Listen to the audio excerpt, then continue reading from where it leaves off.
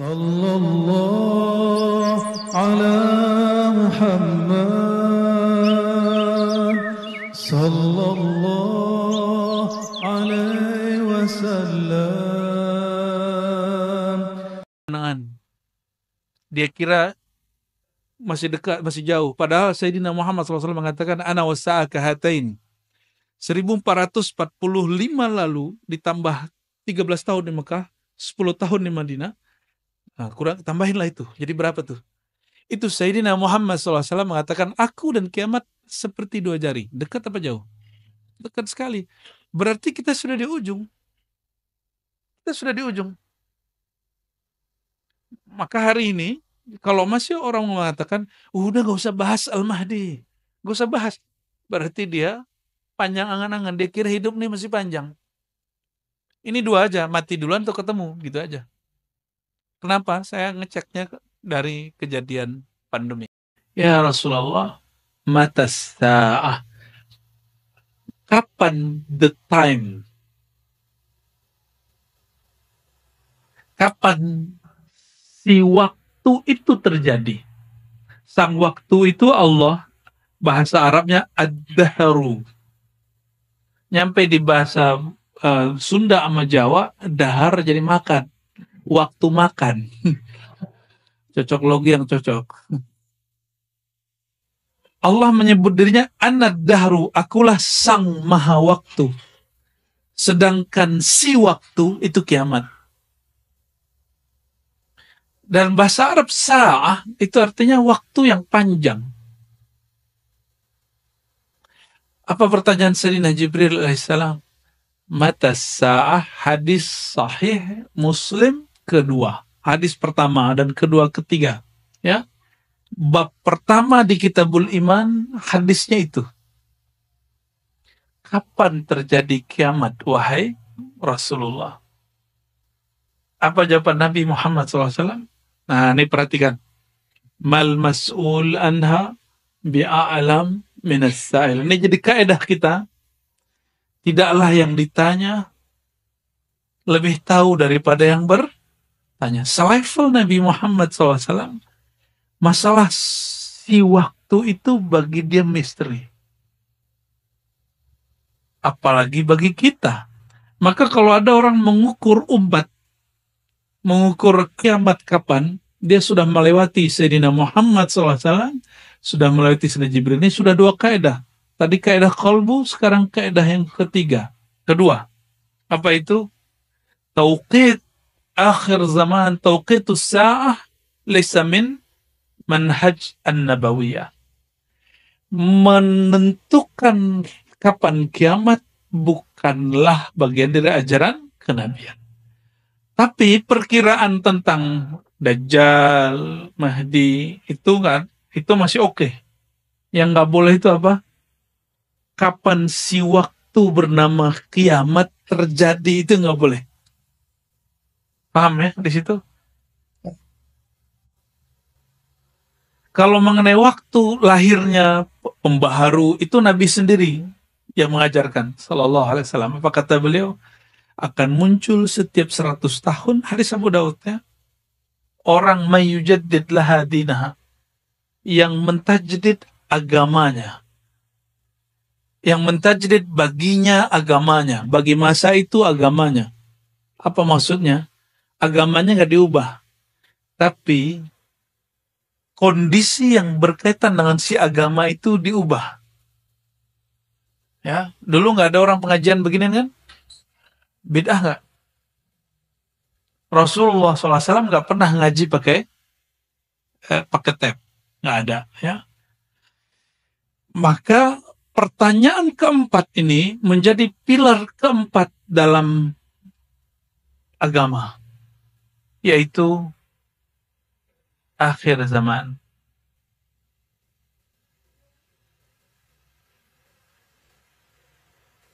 Jadi kalau orang tanya, ketika Nabi SAW ya melihat para sahabat bingung, tiba-tiba Sayyidina Jibril itu pergi setelah bertanya tentang tanda-tandanya. Jadi Jibril mengatakan, oke, kalau engkau tidak bisa jawab, ceritakan kepadaku tentang tanda-tandanya. Maka yang dibolehkan adalah ilmu tanda. Nih perhatikan, ini kaidah berikut. Ma'rifat akhir zaman, ma'rifatul alamat. Ma'rifat akhir zaman itu mengerti tentang tanda-tanda. Ini kaidah penting. Sudah berapa kaidah dari tadi? Sudah 3. Pertama, kolbu, bahwa yang menguasai kolbu hanya Allah. Yang kedua,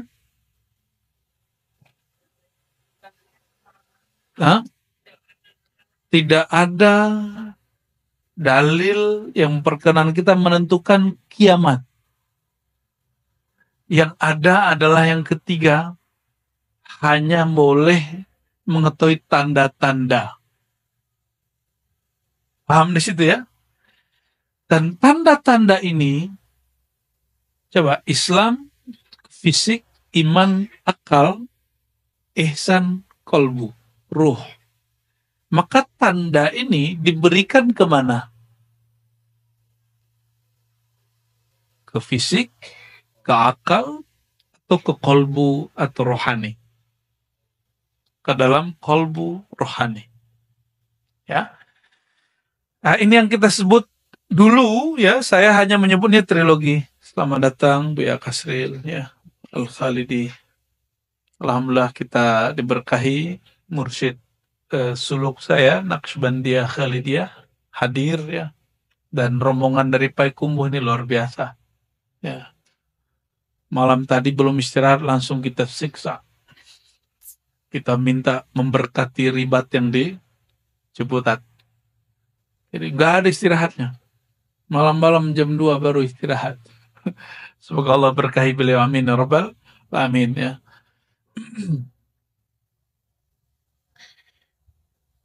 Jadi Islam, iman, ihsan, akhir zaman. Dahulu saya hanya 3. Tapi ternyata ilmu itu berkembang. Allah kemudian buka, hadisnya menyebutkan 4 toh. Ya, bahkan 5 pertanyaan akhir zaman itu pertanyaannya beranak. Dan kemudian Sayyidina Muhammad sallallahu alaihi wasallam ya, beliau ketika Sayyidina Jibril pergi, itu Sayyidina Jibril, ini perhatikan, yatamatsalu rajulan, menyerupai seorang laki-laki, serbannya bagus, rambutnya sangat hitam, bajunya sangat putih. Itu simbol dari orang yang paling keren di zaman itu. Tidak ada bekas orang lagi perjalanan jauh. Sayyidina Umar curiga, merhatiin. Sayyidina Umar itu sahabat yang diizinkan kolbunya dialog dengan Allah langsung. Maka dia disebut dengan gelar muhaddatsin, orang yang dapat ilham. Orang yang dapat ilham. Sayyidina Umar ketika melihat orang itu, falabistu maliyah, aku terdiam sejenak keheranan. Lalu Sayyidina Muhammad SAW bertanya, atadri ya, manisa'il ya Umar. Hai Umar, kamu tahu siapa yang nanya? Sayyidina Umar mengatakan, la ya Rasulullah, engkau yang lebih tahu, Allah yang lebih tahu. Tapi dia curiga. Ya. Apa kata Sayyidina Muhammad SAW? Dzaka Jibril ja'akum liyu'allimakum dinakum. Itu Sayyidina Jibril datang kepada kamu mengajarkan ad-din, agama kamu. Maka 4 ini adalah pilar agama. Jadi kalau orang bertanya, saya belajar agama, apa saja yang saya sudah pelajari?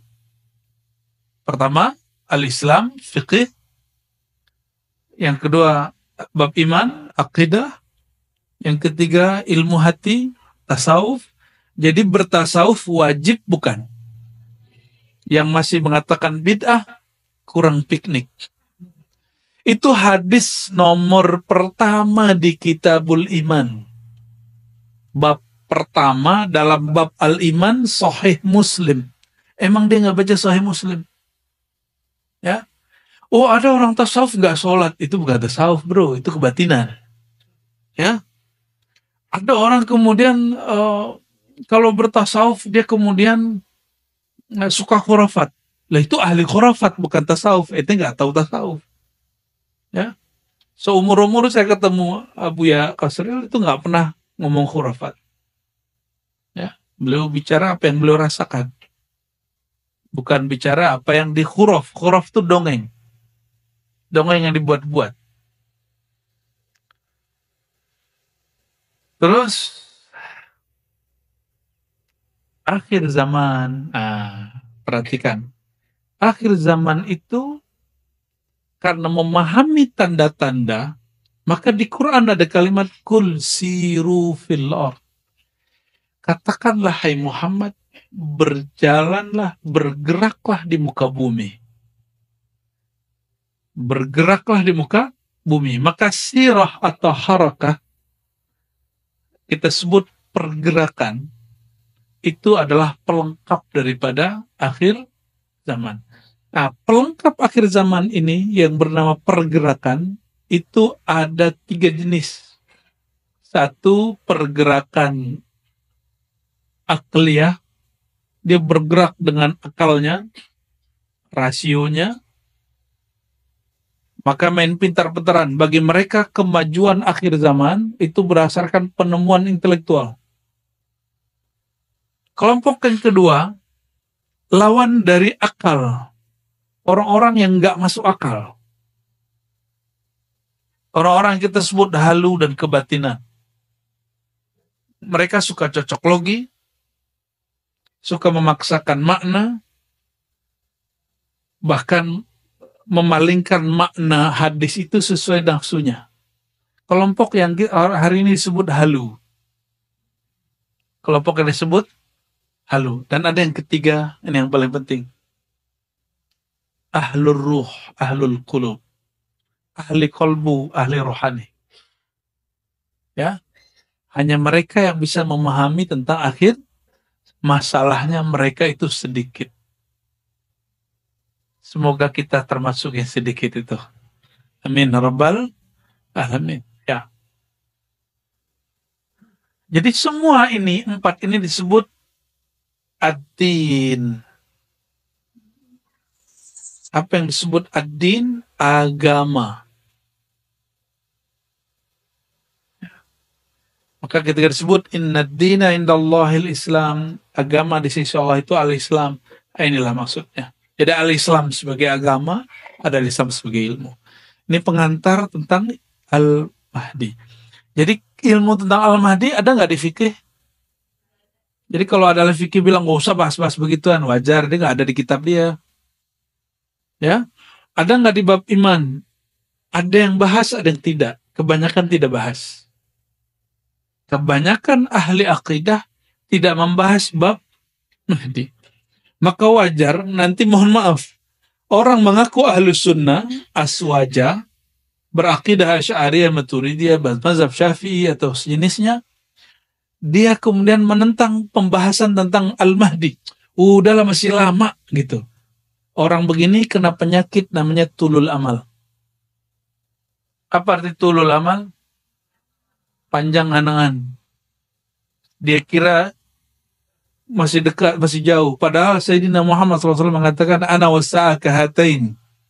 1445 lalu ditambah 13 tahun di Mekah, 10 tahun di Madinah.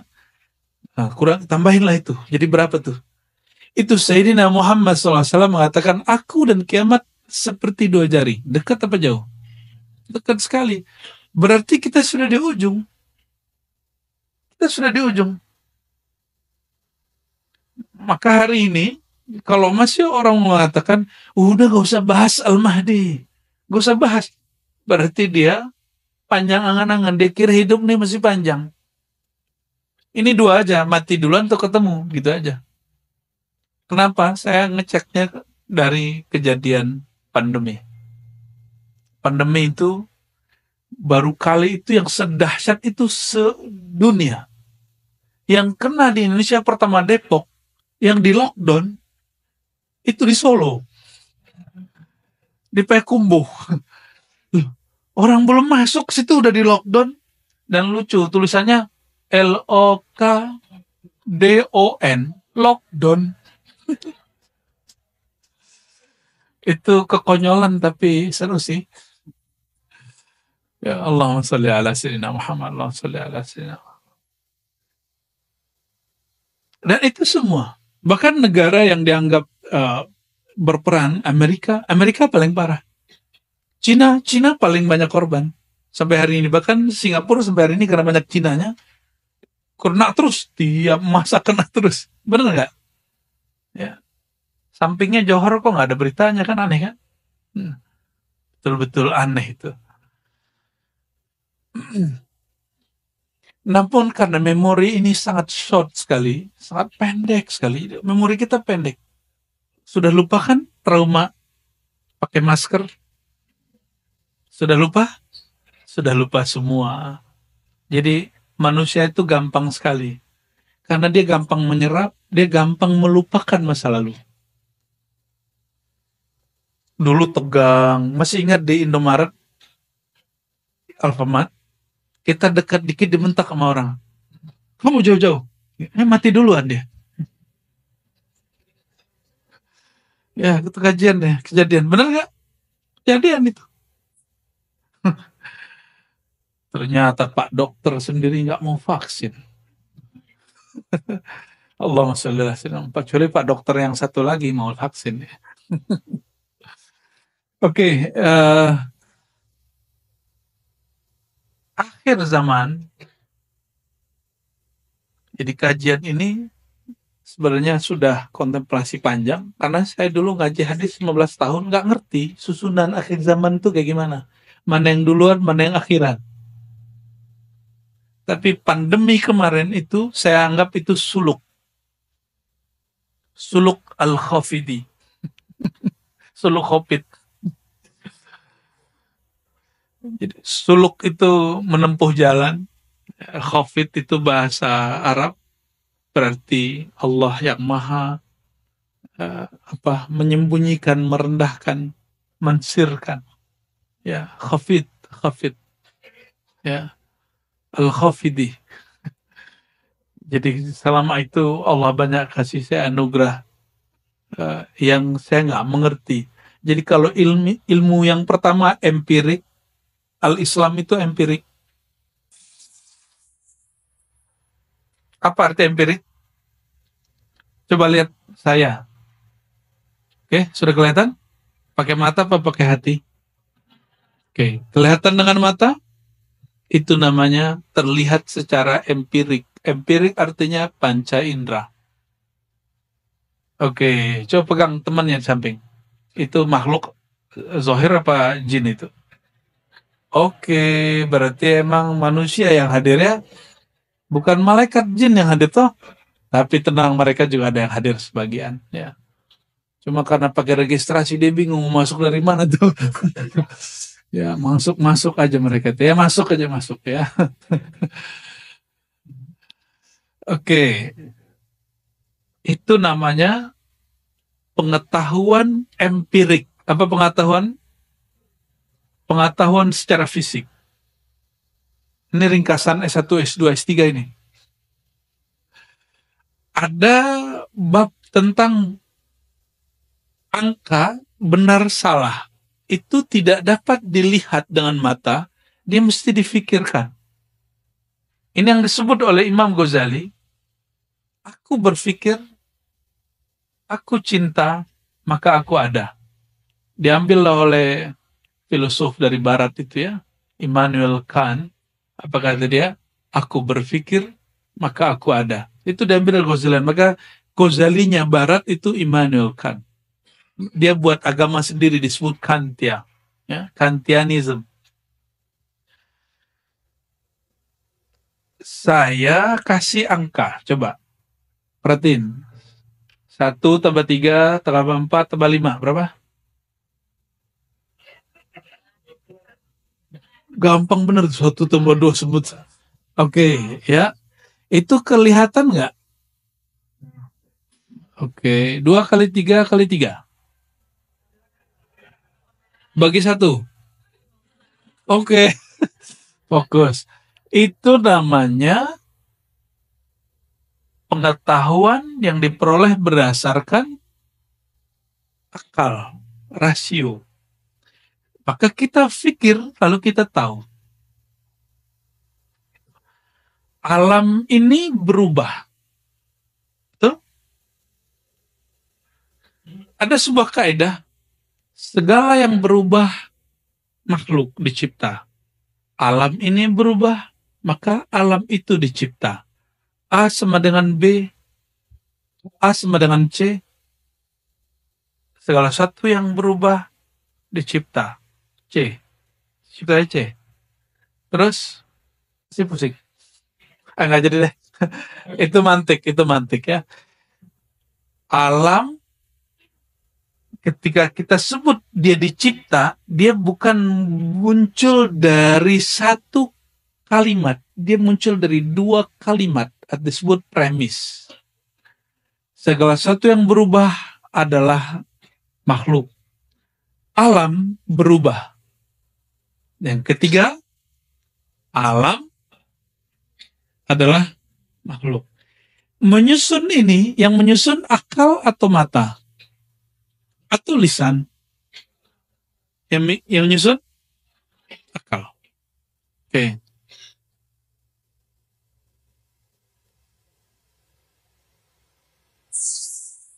Gimana dengan hukum riba? Riba itu ditentukan buruknya oleh akal atau oleh syariat?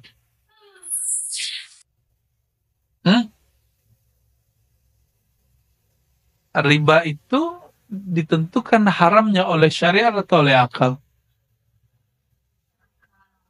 Oh, Mu'tazilah ini. Berarti nyusup juga Mu'tazilah sini ya. Alhamdulillah tobat hari ini. Penentuan hukum baik buruk itu mutlak syariat. Tapi baik buruk separuhnya bisa diketahui akal. Tapi penentuan mutlak ini baik buruk berdasarkan syariat. Ini namanya akidah ahlus sunnah. Jadi ahlus sunnah itu syariat dulu. Syariat bukan berarti hukum boleh nggak boleh nggak. Syariat arti wahyu. Untuk mengetahui hukum riba mesti pakai wahyu. Bukan dengan akal semata. Tapi akal mengetahui sebagian. Akal mengetahui sebagian. Oke. Nah, mengetahui sesuatu setelah berpikir disebut dengan ma'rifat aqliyah. Atau bahasa kitanya pengetahuan rasional. Pengetahuan berdasarkan akal, rasio. Tidak semua yang masuk akal itu cara menjelaskannya sesuai dengan akal. Ya, banyak hal yang masuk akal, tapi penjelasannya nggak masuk akal. Penjelasannya kadang halu, kadang keliru, itu sering terjadi. Nauzubillah min dzalik. Oke, kita tinggalkan akal. Dalam ilmu akal, apakah ada pembahasan tentang Imam Mahdi? Maka orang-orang cerdas, intelek, filosof tidak akan sanggup bicara Mahdi. Paling dia, ente terpengaruh agama-agama kuno. Ya, nggak ada tuh Mahdi-Mahdian, nggak ada. Jadi kalau orang intelektual, pasti dia menolak kajian tentang Al-Mahdi. Ini kita buka-bukaan. Ya, kita bukaan. Menentukan tadi hukum riba pakai apa? Wahyu. Sahibul wahyu, memegang wahyu siapa? Nabi Muhammad SAW. Bab kemahdian yang mengabarkan siapa? Yang mengabarkan kemahdian siapa? Sang pemegang wahyu, Nabi Muhammad SAW. Oleh karena itu, membicarakan tentang kemahdian akhir zaman bukan berdasarkan tebak-tebakan mata, bukan tebak-tebakan akal, tapi dia berdasarkan wahyu yang diturunkan kepada Nabi Muhammad SAW dan pemahamannya disimpan dalam ilham yang diturunkan kepada para ulama ahlullah. Ya, Kalau hukum zahir disimpan dalam kolbu ahli fikih, mufti-mufti yang mengeluarkan fatwa di MUI, di Bahsul Masail NU, Tarjih Muhammadiyah, mereka mengatakan ini halal, ini haram. Disimpan hukum zahir. Tapi hukum ini hukum rohani. Yang menyimpan hanya ahli rohani. Jadi kalau bertanya bab kemahdian, jangan tanya ke ahli fikih, nggak nyambung. Jangan tanya ke filosof nggak nyambung. Tanyalah kepada ahli rohani, karena rohani Nabi SAW yang menerima wahyu. Nah, pemahaman tentang kemahdian hanya dapat diterima, dibahas dengan rohani. Nah, ini perbedaan kajian akhir zaman ribat dengan di luar ribat. Nah, ini kita sebut ini manhaj kami. Manhaj artinya sistem berpikir yang kami bangun. Ya, tolong diperhatikan. Ribat membicarakan akhir zaman. Ambil hadis Nabi SAW. Karena hadis itu empirik tapi isinya wahyu. Lalu kita pelajari itu dengan kolbu dan ruhani. Kepada ahli kolbu dan ahli ruhani. Barulah kemudian muncul makna. Sebagaimana kitab fikih, hukum tentang sholat, rukun sholat, wajib, tidak wajib, sunnah, bid'ah, tersimpan ilmunya di kolbu ahli fikih, maka ini tersimpan ilmunya di ahli kolbu. Masalahnya, tadi ada bab ihsan ya. Bab ihsan tentang kolbu dan ruh. Ini dua ya. Kolbu dan ruh beda. Perhatikan, kolbu dan ruh beda. Kolbu itu sentral manusia.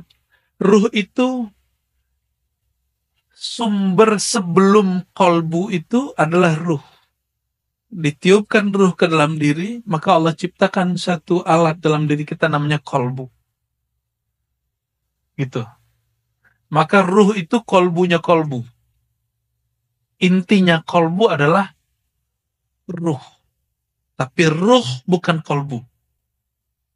Ruh lebih dalam, lebih luas daripada kolbu. Jika orang belajar tasawuf mentok dalam bab kolbu, dia nggak akan bisa bicara tentang kemahdian. Dia nggak akan mampu bicara tentang akhir zaman. Tapi jika dia diizinkan Allah rohaninya diperjalankan ke depan, diperjalankan ke belakang. Ini yang dikatakan oleh Imam Hakim At-Tirmizi, kekasih-kekasih Allah itu diberikan ilmu bad'i, ilmu masa lalu, rohaninya diperjalankan ke masa lalu. Kadang diperjalankan ke masa depan, ilmu maqadir masa depan. Mereka lah yang bisa cerita, oh hadis ini cara memahaminya begini.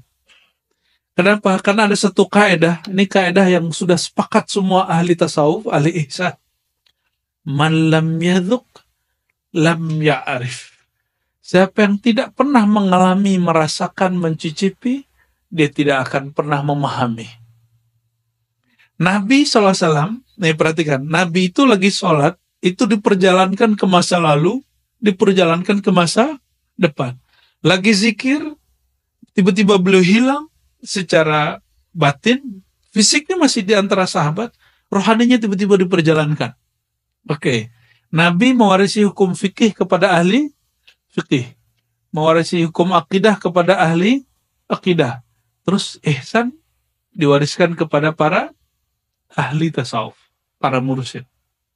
Maka mursyid-mursyid dia dipertemukan rohani yang orang-orang yang meninggal terdahulu, karena orang-orang terdahulu tidak pernah meninggal. Mereka hanya pindah alam, hanya pindah dimensi, tapi dengan cara yang ketat. Itu yang disebut ilmu thariqah. Jadi thariqat itu mengunci halu. Orang tidak berthariqat pasti halu. Ini perhatikan ya. Jadi kenapa muncul halu? Karena dia mencampur adukan thariqat dengan khayalan dia. Nah, dia nggak bisa bedain ini syaitan apa malaikat ya. Ini syaitan apa halu, ini apa keinginan dia, apa keinginan Allah. Ya kan muncul fenomena orang bisa menundukkan hujan. Loh yang menunjukkan hujan Allah. Kita diberi hadiah oleh Allah, ditundukkan langit dan bumi. Bukan kita yang menundukkan langit dan bumi. Huwallazi khalaqalakum ma fil ardi jami'a. Allah lah yang menjadikan, menciptakan, menundukkan yang di muka bumi semuanya. Bukan kita yang menundukkannya. Yang menundukkan siapa? Allah Subhanahu wa ta'ala. Jadi, sahabat-sahabat semua, mengenal bab kemahdian itu nggak cukup pakai ilmu thariqah. Nggak cukup dengan wirid. Oleh karenanya, antum bertanya ke beberapa ahli thariqah, dia nggak akan sanggup menjelaskan bab kemahdian. Karena dia mentok di kolbu, di angka-angka zikir. 70.000 kali 7, la ilaha illallah kali 7, gitu-gitu aja. Ya. Tapi jika dia perjalankan ke ruh, pasti dia diberi isyarat walaupun sedikit. Tergantung jatah dia. Allah itu memberi rezeki itu dua. Ada rezeki zahir, ada rezeki batin. Ini bagian dari rezeki batin. Mungkin bapak saudara ada yang diberikan rezeki zahir yang berlimpah dan suka berbagi. Dan ada juga orang yang diberikan rohani, kolbu berlimpah, maka dia berbagi rohani. Itu sama. Ini kaya. Hanya beda kekayaan. Ya, ini kekayaan rohani, ini kekayaan jasmani, dan mereka saling memerlukan, saling menguatkan. Itulah baginda Nabi Muhammad SAW dengan para sahabat. Ya. Dan ma'rifatu akhir zaman nau'un min ma'rifatir ruh. Ya. Ini kaidah sebelum masuk ke hadis pertama. Mengenal ilmu akhir zaman adalah salah satu bagian dari ilmu mengenal tentang seluk-beluk ar-ruh. Masih ingat ada ayat? Yas'alunaka 'anir ruh. Ya, mereka bertanya kepada engkau tentang ar-ruh. Katakanlah ruh itu amri Rabbi. Ada namanya amri? Amri Rabbi. Amri, urusan Rabb Allah. Boleh juga disebut amrullah. Perhatikan ada hadis Bukhari.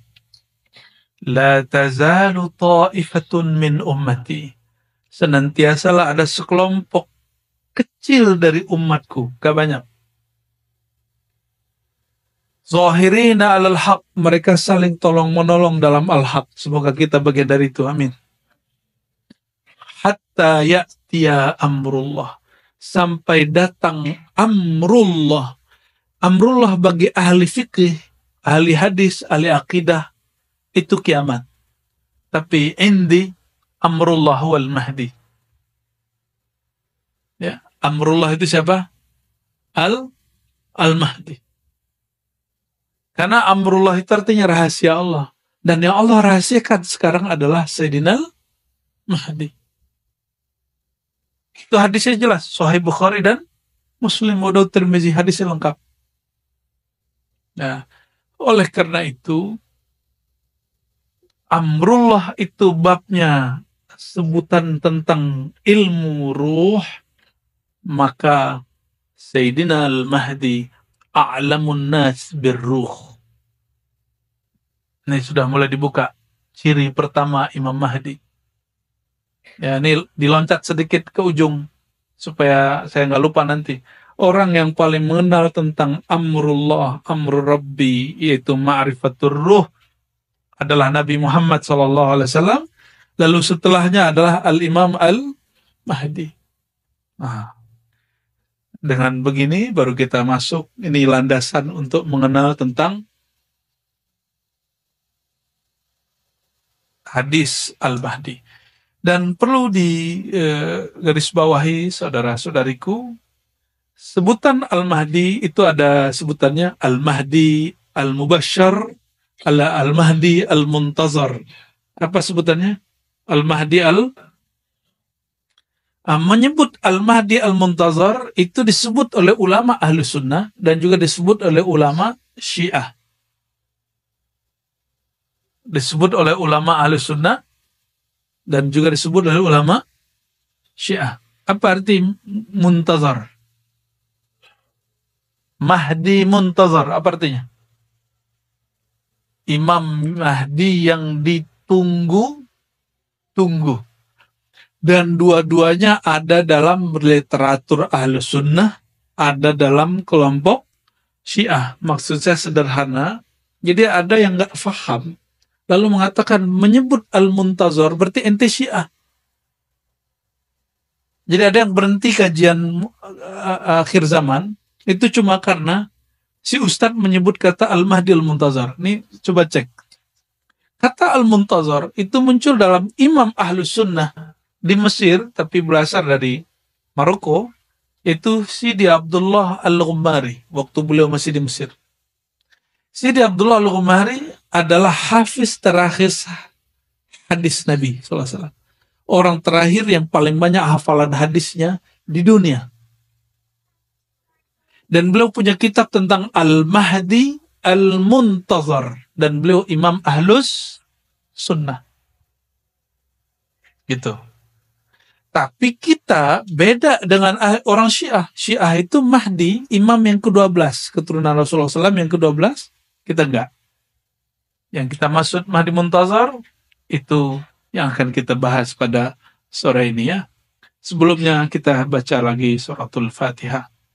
Itu Imam Abu Daud dan guru-guru kita yang menjazahkan saya kitab ini, Abuya Syekh Sya'rani Al-Martapuri Al-Makki dan beberapa guru-guru yang lain yang masih hidup, dari Syekh Yasin, dari Umar Hamdan, dari sanadnya yang bersambung kepada Imam Al-Hafiz Abu Daud As-Sijistani. Al-Fatihah. Bismillah.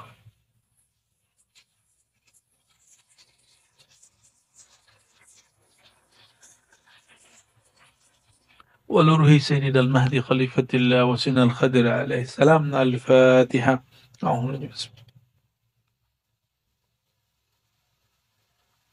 صراط الذين أنعمت عليهم. Ya, setelah muqaddimah tadi, nahmadullah wa nusalli wa sallim ala habibihil karim. Amma ba'du. Qala bisanadina al-muttasil al-imam Abi Daud. Ini sudah dibagi? Enggak, dibagi ya? Enggak. Oh, nanti dibagi PDF-nya. Ini ada sanad yang tadi saya fatihain. Guru kami, orang terakhir yang khidmat dan lama khidmat kepada Syekh Yasin Al-Fadani, orang kita yang ahli hadis di Mekah. Yang terakhir khidmat itu orang Banjar, lama di Mekah. Dan Syekh Yasin ini guru, bukan hanya guru Nusantara, tapi guru di dunia. Maka disebut musninud dunya. Kita ketemu ulama Mesir, disebut Syekh Yasin. Orang Al-Azhar berbangga mengatakan saya murid Syekh Yasin. Ketemu orang India, guru saya ahli hadis, dan mengatakan kami murid Syekh Yasin. Ketemu juga orang Maroko, dia mengatakan oh Syekhuna Syekh Yasin.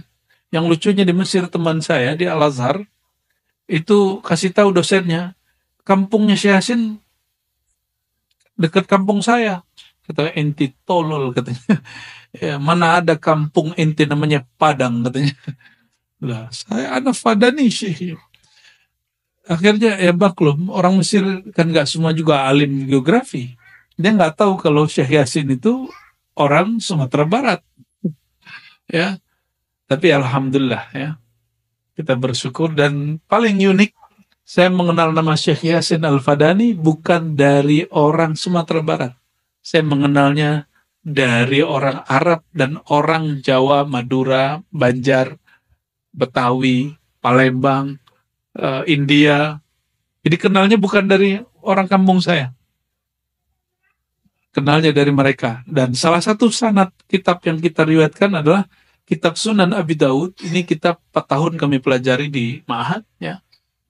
Dan ada 9 hadis yang pendek, tapi memuat tentang kisi-kisi Imam Mahdi. Inilah dia ya. Sama halamannya di situ? Sama ya? Bismillahirrahmanirrahim. Sanadina al-muttasil al-imam bidawd qala haddatsana qala kitabul mahdi, kitab al-mahdi. Apa arti al-mahdi? Apa makna al-mahdi?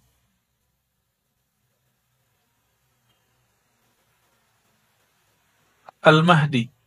Al-mahdi dari kata huda, hidayah. Apa arti hidayah? Petunjuk. Petunjuk turun di hati apa di kepala? Apa di gelar? Apakah dokter lebih tinggi hidayahnya daripada orang yang bukan dokter? Wa may yu'min billahi yahdi qalbah. Siapa yang percaya kepada Allah, Allah bimbing hatinya. Berarti Al-Mahdi itu orang yang paling percaya kepada Allah. Itu rumusnya. Surat At-Taghabun. Silakan lihat di rumah ya. Maka Al-Mahdi, jadi ada hada yahdi huda. Fahuwa hadi wa dhaka mahdi. Ya. Ada hadi, kalau hadi yang memberi petunjuk. Kalau mahdi yang diberi petunjuk. Huda berarti tuntunan. Maka al-mahdi berarti yang dituntun. Yang dituntun tadi siapa? Mana yang dituntun? Kolbu, ruhnya. Ruhaninya langsung dituntun oleh Allah Subhanahu wa ta'ala. Ya. Jadi kalau ditanya, ini sudah langsung terjawab, ini sudah harus sudah khatam ini kajiannya, ya. Siapakah Al-Mahdi? Orang yang paling beriman kepada Allah dan orang yang paling tertuntun kolbunya.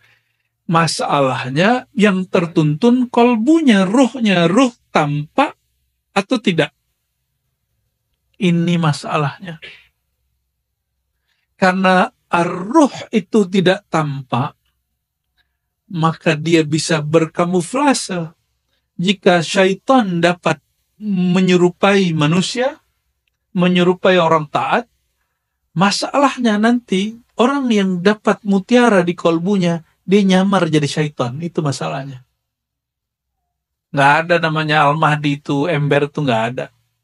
Kayak yang di Pakistan itu nggak ada. Ya, ngaku sekian ribu kali ketemu Allah, mimpi, ya mimpi doang ngaku. Ya, kalau mimpi mah kita tiap hari ketemu Allah 5 kali minimal, jaga. Ya, lebih keren ketemu Allah jaga atau ketemu Allah mimpi. Ya, jadi ada anak Timur Tengah baru tamat dari Al-Azhar, dia bilang, menurut ente ini Imam Mahdi bukan? Karena menurut ente dia Imam Mahdi. Loh, alasannya apa? Dia ketemu Allah sekian ribu kali, ketemu Rasulullah sekian ribu kali, mimpi. Saya candain, saya nggak pakai pengalaman batin.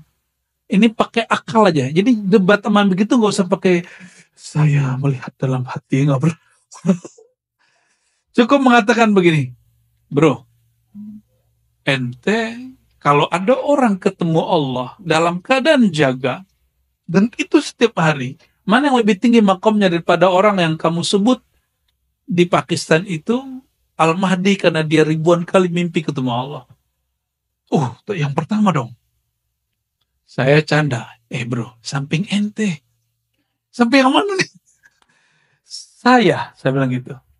Loh, ente maksudnya gimana? Kamu orang Indonesia, nggak mungkin kamu punya begitu. Saya kasih kemudian satu ayat. Wasta'inu bis-sabri was-salah wa innaha lakabiratun illa 'alal khashi'in alladhina yazunnuna annahum mulaqu rabbihim wa annahum ilaihi raji'un. Surah Al-Baqarah. Ya, ayat berapa tuh? 45 ya? 45 ya. Orang-orang yang khusyuk itu, orang-orang yang yazunnuna annahum mulaqu rabbihim, orang yang yakin dia bertemu Allah. Ya, yazunnuna, mereka yakin, merasakan, mempersepsikan, annahum, bahwasannya mereka mulaqu liqa, jumpa. Rabbihim, Tuhannya. Siapa nama Tuhan mereka? Allah. Jadi orang yang disebut khusyuk, siapa yang disebut khusyuk? Kita kalau sholat merasa jumpa dengan Allah, nggak mesti mimpi. Minimal, jadi saya bilang aneh, minimal 5 kali, 5 time setiap hari jumpa dengan yang dimimpin sama imam ente yang di Pakistan itu. Tapi akullak lastu bil mahdi, saya bukan Imam Mahdi. Jika yang ketemu jaga gak Mahdi, masa yang ketemu mimpi Mahdi? Logika-logika akliyah sederhana itu bisa mematahkan orang. Dan itu perlu ya ke apa ya, agak nakal dikit sih. Jangan, harus agak berani dikit. Agak nyeleneh-nyeleneh dikit kalau begituan. Ya, jahil dikit. Jadi nggak boleh kemudian nggak enak gitu, nggak bisa. Itu tips kalau lagi bercanda, tapi candanya bisa merubah orang. Apa kata dia? Tolong selamatkan saudara-saudara saya yang sudah keliru mengatakan yang di Pakistan itu Imam Mahdi. Dia langsung salaman sama saya. Itu salaman pencobaitan baiat sekaligus.